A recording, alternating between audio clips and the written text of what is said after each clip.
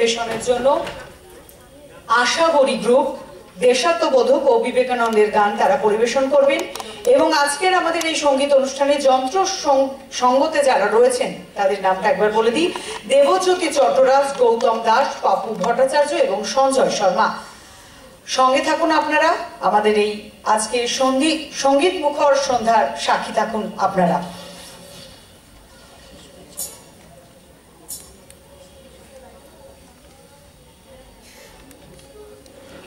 নমস্কার, শুভ সন্ধ্যা।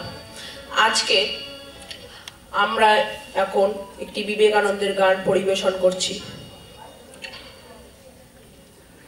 তার আগে আমার গুরুমাকে প্রণাম জানাই এবং বড়রা যারা আছেন তাদেরকে শ্রদ্ধা জানাই।